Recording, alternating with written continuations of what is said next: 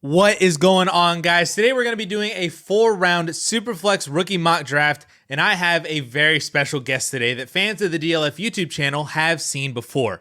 I am joined by Matt Hicks at the FF_educator on X and creator of the Rookie Big Board on YouTube and Patreon. So please make sure to go out, check him out, look at all of his rookie content because he does some absolutely amazing work. We are going to be drafting from 2 draft slots today from the 1.04 and the 110, putting ourselves into Matt's mind to understand his process and analysis on some rookies to see how he would attack a rookie draft from these 2 spots. So without further ado, let's get into the mock. All right, Matt, we're kicking things off. We are here at the 1.04. Ashton Genty, of course, consensus 1.01. Then Tet McMillan went 102.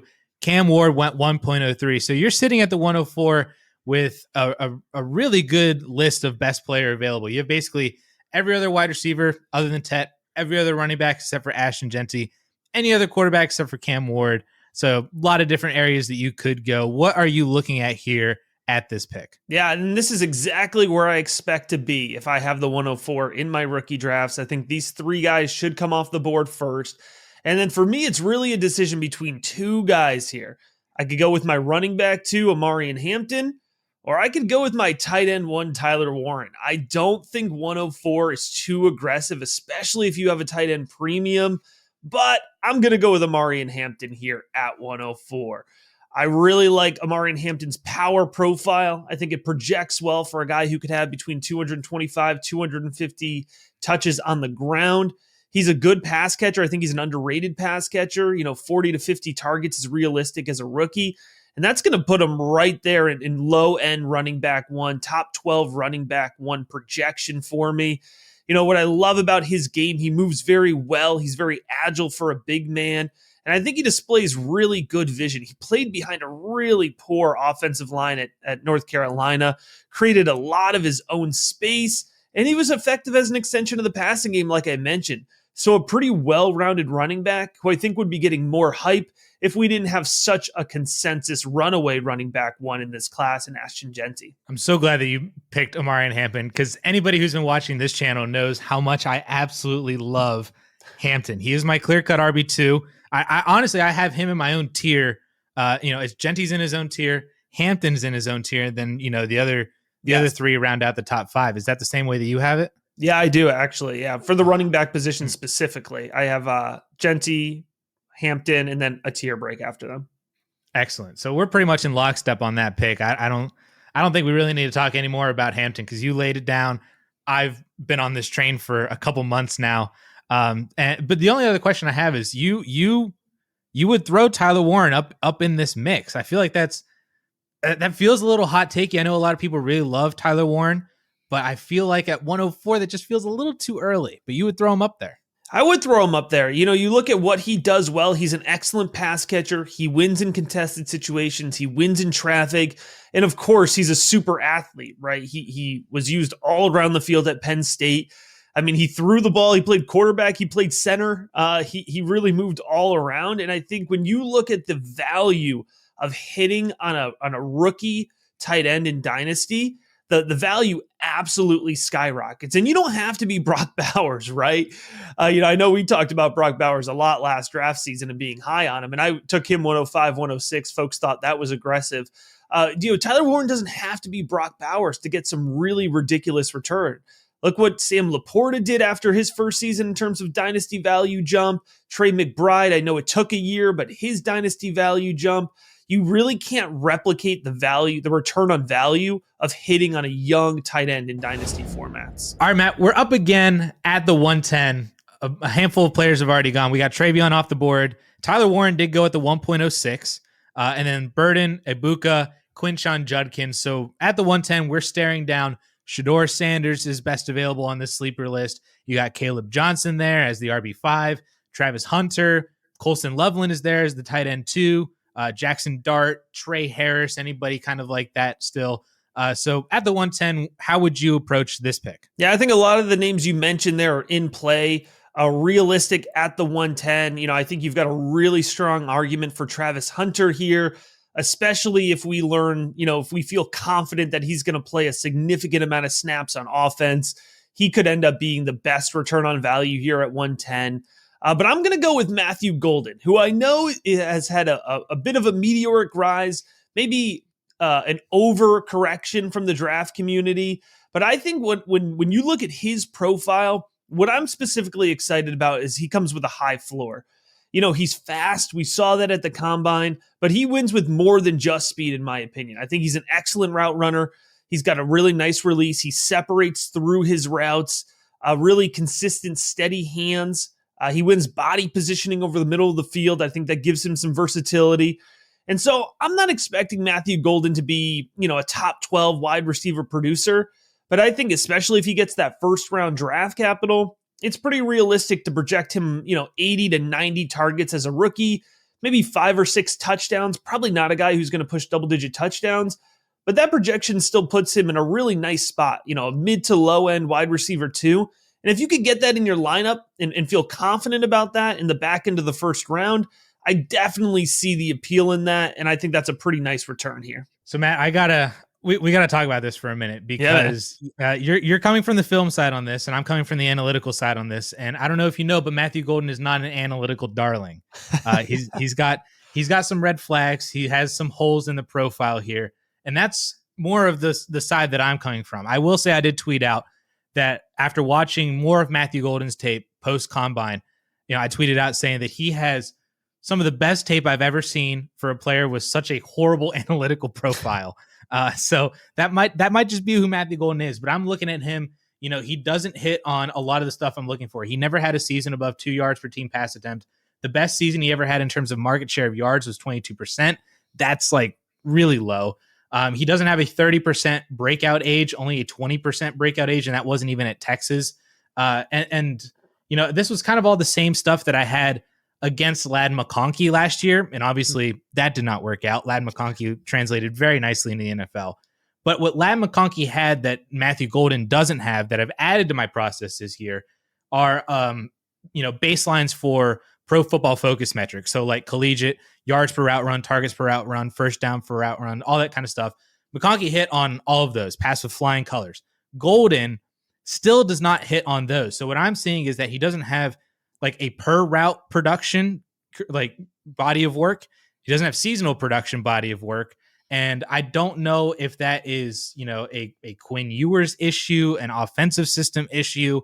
Like, what are you seeing on your film that you think can project Golden above the lack of production that we're seeing him come out of college with? Yeah, I think anytime you have a discrepancy between the analytics side and the tape side, the first thing I'm doing is trying to understand the context, right? What's the why behind that lack of production, and why does his tape stand out so much compared to that? When you look at his start, he started at Houston, and when you could see some really nice film, like I have Devi shares of Matthew Golden from his freshman year. So, I was able to see him.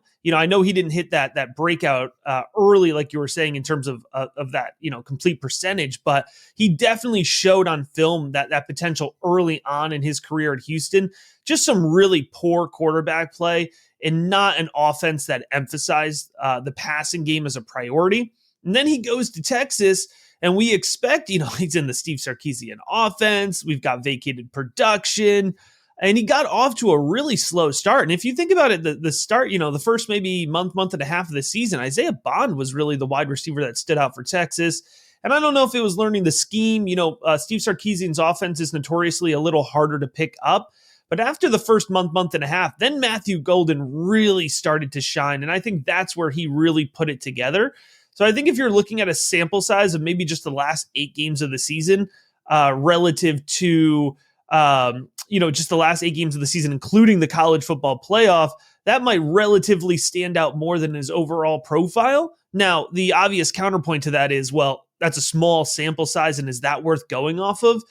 It's enough for me because I trust his route running ability and his release and his reliable hands enough on tape to offset some of those concerns. Although I do agree with you, they're very valid concerns, and they're the reason why the back end of the first round is where the Matthew Golden conversation starts. Gotcha. I think what I'm seeing is this might be really heavily like combine hype, right? Because he ran that sub 4.3. Isaiah Bond was the one who was like, oh, I'm going to break the record, runs like a 4.4. Golden's the one with the sub 4.3. I just wonder if people, they see Texas wide receiver, super fast, maybe not all that much production, maybe was held back by Quinn Ewers. I wonder if they see Xavier Worthy 2.0 and then they're just attaching that on to Matthew Golden. I don't see that. I think Worthy was a much better prospect than Matthew Golden is, but I'm wondering if that's part of the hype that's being driven on to Golden because of what we'd already seen from Worthy last year. Yeah, I think it's really interesting. I actually had to bump Golden's speed score in my film review significantly after the combine because he doesn't look super fast on tape. That's not, what I loved about his tape. And I think for me, that's reassuring because I liked him as a prospect independent of that combine performance. And it really is that ability to consistently separate through his routes. That to me, highlights, that's a flag for me that he's not relying on his speed to separate. That's my biggest concern.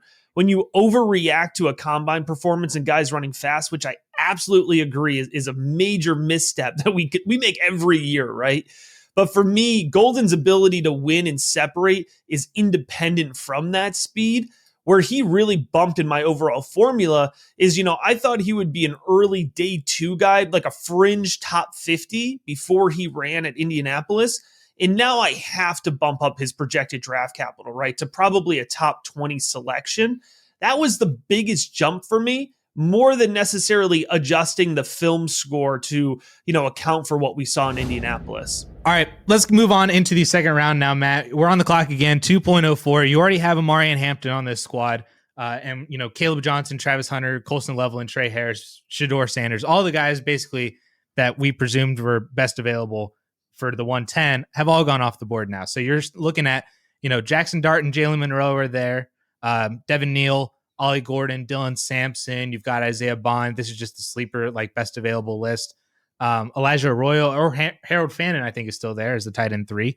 But we're getting down a little bit deeper into this rookie class for sure. But where are you looking here at this pick? Yeah, I got to tell you, some really strong options still in the early second round. That should tell you that your second round rookie picks are really valuable. You still got some time to go and acquire those before your actual rookie drafts. And I always encourage you to do that. Real tempting to take Devin Neal out of Kansas because that's one of my guys. He has been through this process. But I'm going to take a different one of my guys, and that's Jaylin Noel out of Iowa State. I'm a huge fan of him. I loved his tape, and his combine performance was so good. I'm actually a little disappointed because it took him from the sleeper category for me. And now I think he's going to be an early second round pick. When you watch Noel's tape, you're going to see somebody who's got a great release.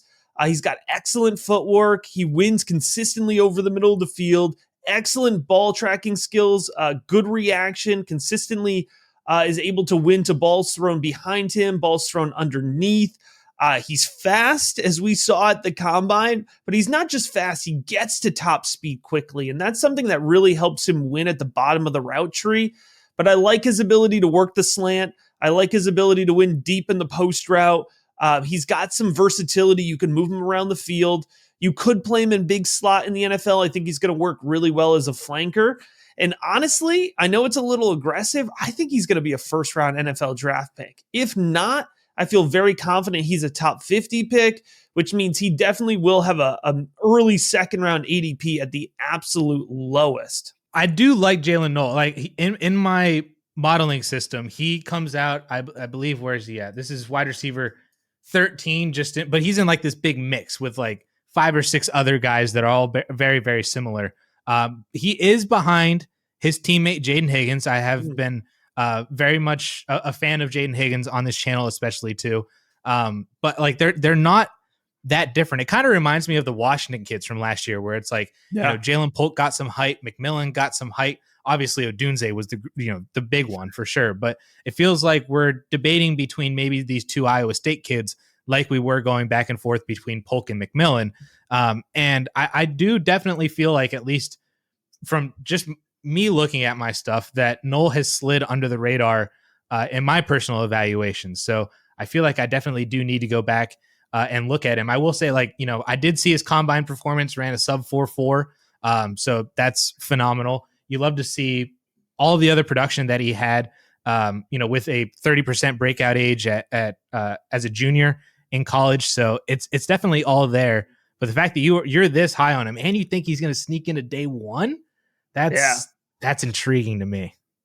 I'm willing to get aggressive with him. He really checks a lot of boxes. And again, the combine was just kind of the exclamation point on top of that. It's really interesting with Higgins. I bumped him up a ton after the combine. I struggled with his tape review a little bit.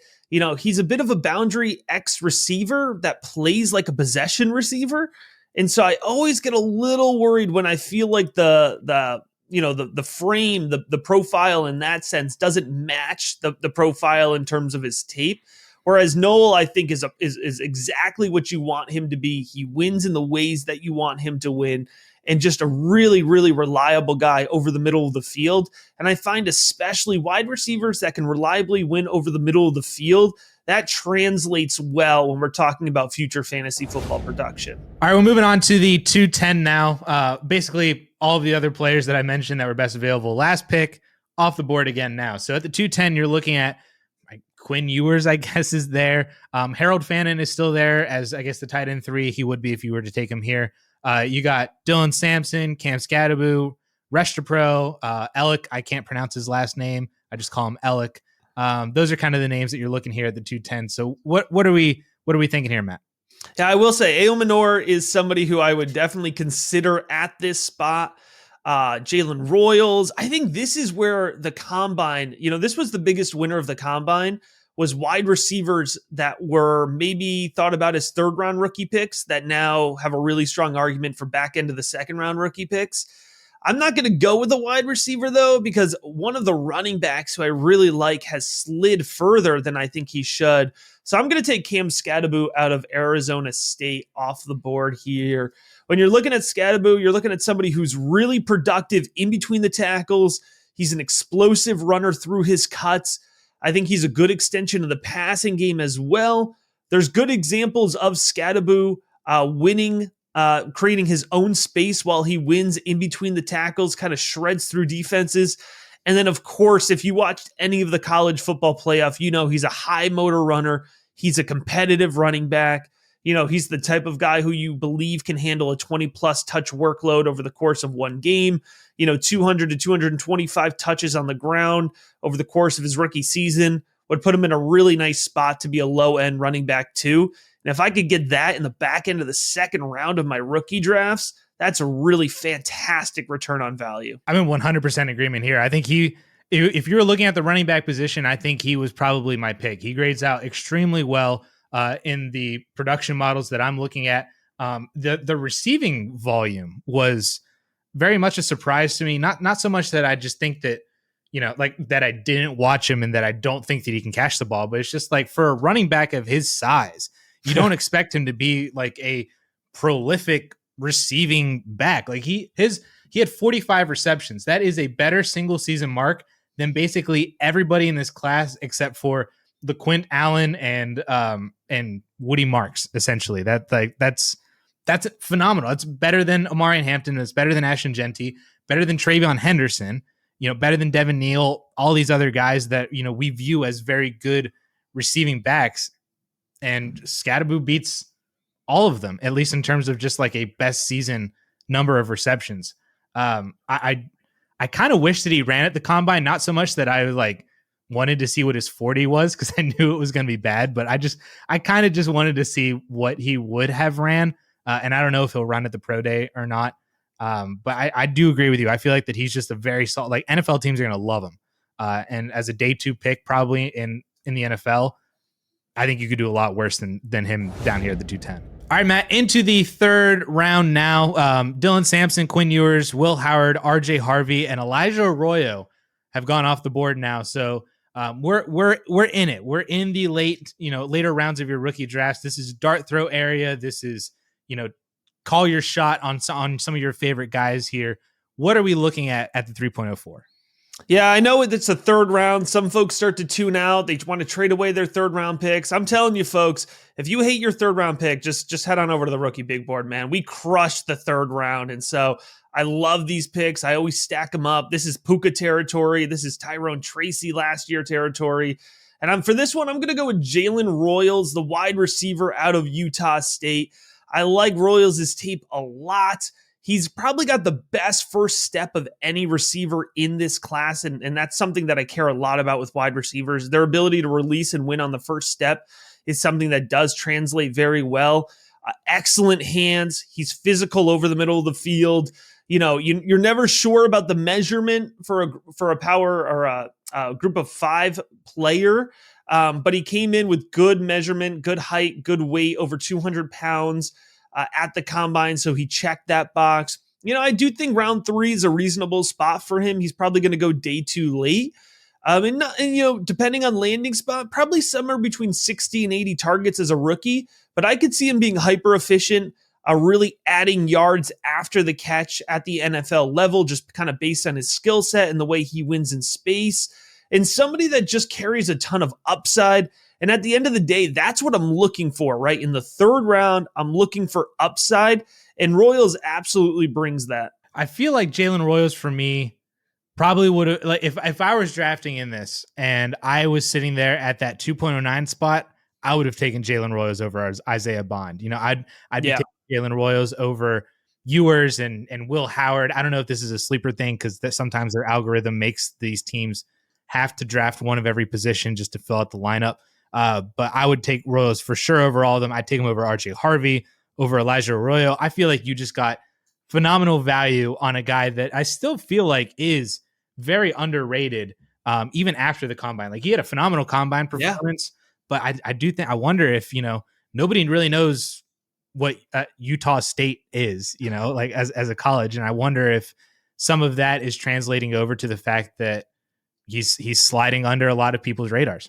Yeah, and a lot of folks will knock that group of 5 non-power 4, whatever the correct terminology now is for college football conferences. They're going to knock that level of competition, and I think that's reasonable to a degree. But his best tape was against Boise State. He put up over 200 yards against Boise State. I believe it was 11 receptions, 210 yards, or something along those lines. And Boise State was a college football playoff team, and so when he needed to step up against the top competition, he did. And at the end of the day, that's all we can really judge a prospect on, is when they got that opportunity, did they come through? On tape, yes. At the combine, yes. All right, Matt, we're up again at the 310. Again, we're still in kind of dart throw territory, but there are definitely some very interesting names here. Harold Fannin has now officially gone off the board, as has Alec A. And I will never be able to pronounce his name. I heard you say it before. I can't replicate it. I don't know how you do that. And then Restapro is also off the board. But we're here, like I said, 310, dart throw territory still. What are we looking at here? Yeah, 310, call me a sicko, say that I'm too deep in this, but I'm like, man, I got about a half dozen guys I really want at this point. I'm going to go with somebody who I want to give him a little bit of love. I don't hear a lot of folks talking about Damien Martinez out of Miami, and I think he's got a really nice profile. He's a power runner. He's great in between the tackles. He absorbs contact very well. For a guy of his size, I think he's got good lateral agility and good movement. He's a good extension of the passing game. He's not going to be a PPR monster, but he can do enough. And if you have a guy who's physical between the tackles and can get 200 touches on the ground, 30 targets is fine. 40 targets is fine for a guy who could be a nice running back 3 or even a low end running back 2 for you. And I don't expect Damien Martinez to be drafted into a lead back role, but in the late 3rd round, what I'm looking for my running back specifically is who is a guy whose skill set I believe, he has in a way that he could win if the guy in front of him goes down, right? So said another way, I think Martinez is probably going to be drafted in a split committee situation. He'll probably go into, 25 to 30% of the market share. But if the other running back that he's splitting work with goes down for a week or two, or, the season, we never root for injuries, but they happen, especially at the running back position. Can Martinez then handle a 60% workload with efficiency? I think he can, because he showed that at Oregon State for 2 seasons. And when Miami asked him to run the ball 15 plus times a game, he did produce at a very high level. Where he struggled at Miami was when he only got, 10 or 12 touches a game. he's somebody who really beats down a defense over the course of a game and is much more efficient in the fourth quarter when that defense is already tired and kind of beat down and he's still feeling fresh. And so if he gets the opportunity to be a workhorse type back in the NFL, I think he has the skill set where he can then really exceed expectations. And if you even have a shot of that at 310, you have to take it. Yeah, I love that you went Damien Martinez here. He's on my short list of guys that I'm looking at. I have a list every single year of we're going into the NFL draft. Here's some guys that if they land in that right handcuff territory, or even that landing spot where maybe they even have a chance to just win the job outright. The team's that bad. I think that Damien Martinez is 100% on that list this year. When I look at my modeling system, he hits on 7 markers total out of the 12 that I have for running backs. That range has been very prolific in terms of identifying these day 3 running backs that, have an opportunity to, either win the job outright or, be a good spot starter for you as a handcuff, or, even just do well as a handcuff. And then the team says, well, this guy's actually good enough to just have the starting role. That's Chase Brown was in this territory. Ramondre Stevenson was in this territory. You get Michael Carter from the New York Jets. He had a stretch as a rookie, but Tyler Algier was in this territory. There are guys that hit on, 7+ markers is kind of my baseline for these day 3 dudes. And you'll be heavily on my radar when you have that. And he's already coming in that kind of a range. So I love the Damien Martinez hype here. All right, final 2 picks here in the 4th round. And at the 4.04, again, major dart throw territory. I would like to say, if I ever see Jaden Higgins in the 4th round of a rookie draft, I just feel like that league, there's something's wrong with that league. But we are here. I don't know if you're taking Jaden Higgins or not. There are some other interesting, running backs in that Damien Martinez kind of mold. But I'm very curious where we go here with the 4.04. I did come up. I did boost Higgins a good bit in my rankings after the combine, but I've got to go with somebody here who I know is not super popular, but I was in on him early, and I like Trevor Etienne. I know it's not popular. The down votes are coming in already, but here's the thing with Etienne. You look at the production. It's not super impressive, but I put on his summer scouting going into the 2024 season. So I watched his 2 years at Florida, kind of with tempered expectations, but I really like his tape. And what I like about him is I think he's got really clean cuts. I think he's a very decisive runner in between the tackles. I love when my running backs are decisive. And then also what you're going to see is he's not big. He's 198 at the combine, but he wins at the leverage point. And he had the strength and contact balance to win consistently between the tackles in the SEC. He can win off tackle as well.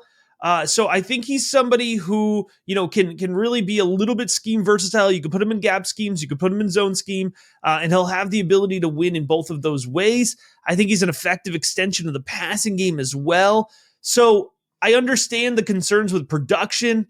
I'm really curious to see what the draft capital is going to be. It's a strong running back class, so it wouldn't shock me if he falls to day 3, but I don't think he's going to be too far into day 3, and I'm still holding out some hope with Trevor Etienne. I think in a month and a half, we might think that this is too low of a spot for him, but maybe that's just, the hopium coming through. Yeah, I don't see it. I knew it wasn't going to be. It's not going to be a popular take, but sometimes you have to talk through them still. Yeah. I don't know I don't know if it's just he's so clearly not his brother that is that I just can't get on board with it. He looked fine at Georgia. He looked fine at Florida. The production obviously wasn't really there over both schools either. I don't know if maybe I'm wrong. Maybe I'm the one that's just, I've just kind of thrown him out already of just I'm not really interested in where he's going. He's going to be some dude that maybe is a 5th or 6th round pick. And he's just going to be a guy that, is a fun name to recall in a few years. But maybe I am wrong on that. I mean, he is one of the youngest running backs in this class. It's him and LaQuint Allen are the only, and Caleb Johnson and Dylan Sampson are the 4 that come in under 21 years old at NFL draft time. So they'll be 21 for the entirety of their rookie years. Maybe that gives him an extra, little year or two to try to do something. Maybe that means his, if he's a second contract kind of guy, still at like 24 years old, maybe that's something that could happen.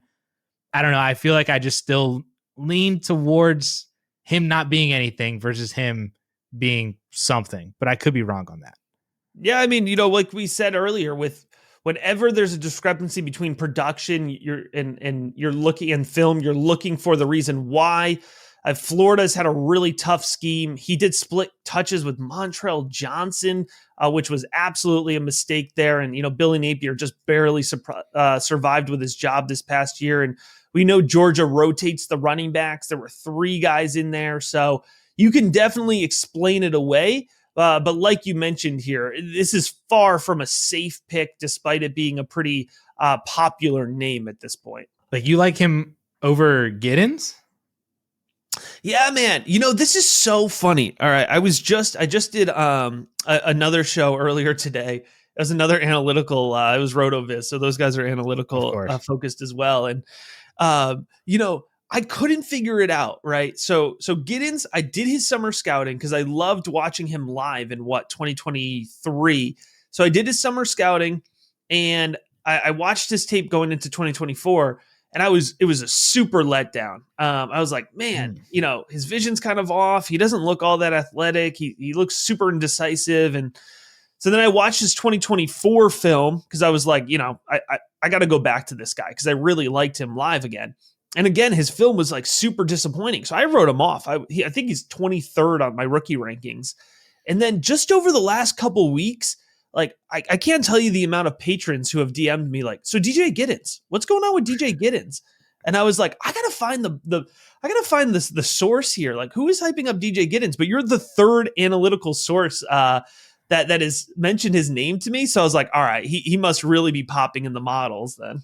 Yeah, he absolutely is. I have seen people be like, dude, Giddens is like the RB5, RB6 in this class. And I'm like, whoa there. But I do think that he's just like, he's on my list of later round guys that I want to pay attention to. It's like him and LaQuint Allen and Damien Martinez and Bashal Tutin, like that. Yeah. Like, I'm not like, maybe this is me coming at it from more of like an anti Trevor Etienne take more than like a pro Giddens take. But I like Giddens is noticeably higher than Trevor Etienne. Like, Etienne's down low. Like, it's like him and Jordan James and Jaden Blue. You don't gotta say Jordan James like that. No. Well, yeah. I mean, I imagine he would because Etienne's production is bad, right? Like, it's it's awful. Not that good. But he's like, he was a guy who I had the opposite experience on, right? Like, I looked at his box score at Florida and I was like, well, I just got to watch this guy, right? And so I watched him. I was like, dude, his tape is really good. Like when he gets the opportunity, he's great. And then I watched him live a little bit this season and I was like, I don't know, he doesn't look that good. And then I watched his tape and I was like, oh, I'm back in. So, all right, Matt, 410 here. We're up at our final pick. Of course, you have to make a draft pick for this just to finish out the board. But if you want to highlight or throw out a few other names for people that, if they have multiple 4th round picks that they could be looking at, some of these kind of late round guys, heading into the draft that maybe they want to draft in their rookie drafts, go ahead and shout out anybody that you want here. But what are we looking at to close out this draft? Yeah, I'm going to rattle off a few names here because I know the sleeper algorithm, it forces quarterback. It looks like it might be forcing tight end onto rosters as well. So, just a couple names of guys who will probably come off the board in your rookie drafts and that didn't come off the board here. Jaden Higgins, certainly, as you've mentioned, I'm really slighting him by ignoring him. Jack Beck out of TCU is likely coming off the board. I'm not a huge fan of him. I struggle with the volume projection. Savion Williams will probably come off the board out of TCU. Another guy who I don't like a ton, but that super athletic manufactured production's a big red flag for me, but I know others feel differently. LaQuint Allen, the running back out of Syracuse, really, really good pass catcher as well as a consistent runner between the tackles. I think LaQuint Allen definitely deserves a shout out at this point as well. But it's going to come down to two guys for me. One more shout out. Tyler Shuck, the quarterback out of Louisville. He's my 4th round quarterback. He's the guy I want to go for. Big arm, a really good accuracy over the middle of the field, really, really clean mechanics and good pocket presence from him. That's the quarterback who I want to, take a late shot on. I think he could be a day 2 draft pick. It's a little bit of a bullish take there, but it comes down to me with running back Brashad Smith out of SMU or wide receiver Tai Felton out of Maryland. Both of these guys I really like. So for the purposes of this draft, I've taken a lot of running backs. So why don't I take Tai Felton here? I'll even out this roster, 2 wide receivers, 2 running backs. When it comes to Tai Felton, I think he is a super twitchy, good athlete. He separates consistently. I like his hands a ton. He's a really reliable guy. And he also is unfazed working in traffic. So he's able to bring in the ball in double coverage. He's got really good ball reaction skills. He went to the combine, checked a lot of boxes at the combine. And if he did not have just one of the worst quarterback play situations in college football this year, I think we'd be talking about Tai Felton a whole lot more. This is an absolutely horrible take because it feels so lazy. DJ Moore went to Maryland. That's why it feels lazy. But I see a little DJ Moore in Tai Felton's game and the way that he wins athletically, the way he's explosive off the snap and his reliable handwork. Tai Felton almost feels like 80% of DJ Moore. And if you could get that with the near last pick of your rookie draft, that would be a really, really nice pick to have. So I'll round out a really talented set of picks here with Tai Felton, who's definitely a priority target for me in the 4th round of rookie drafts.